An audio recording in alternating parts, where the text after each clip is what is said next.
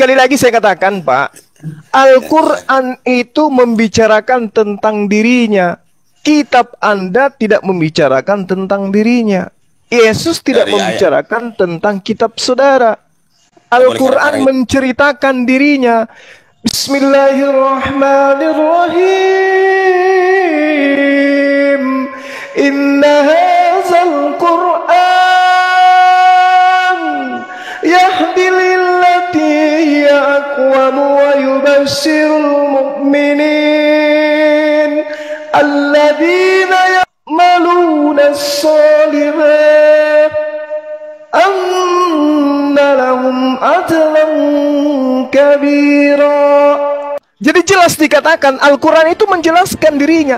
Inna hadzal Qur'an, sungguh Al-Quran ini yahdi, petunjuk, lillati, kepada jalan hiya aqwam, yang lurus, wa yubasyir mu'minin, memberi kabar kepada orang mukmin, alladzi, yaitu orang-orang ya'maluna shaliha, yang mengerjakan amalan salat, puasa dan seterusnya.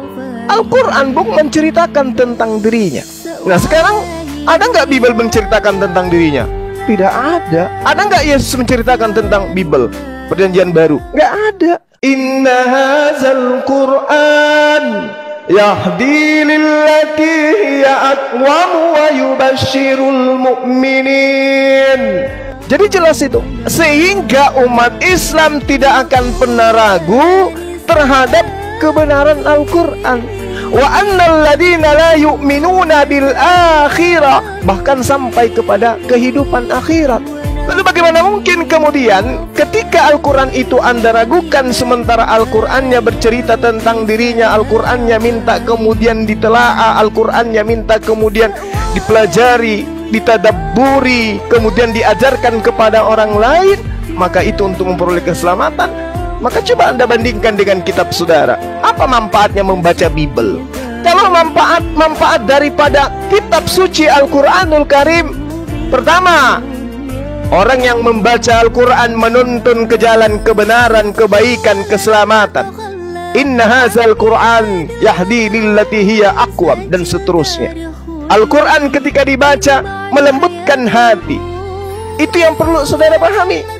Jadi ketika kemudian kami umat Islam itu membaca Al-Quranul Karim, maka tujuan dari membaca itu tentu adalah melembutkan hati umat Islam itu sendiri. Coba Anda dengarkan baik-baik.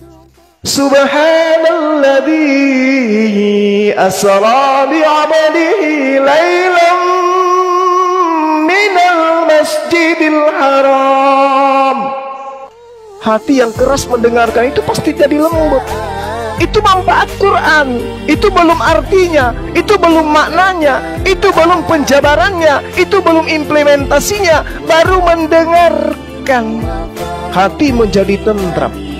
Itu Al-Quran, Bung. Sementara kalau kita membaca kitabmu, mohon maaf nih ya, ketika kita membaca kitabmu, wow,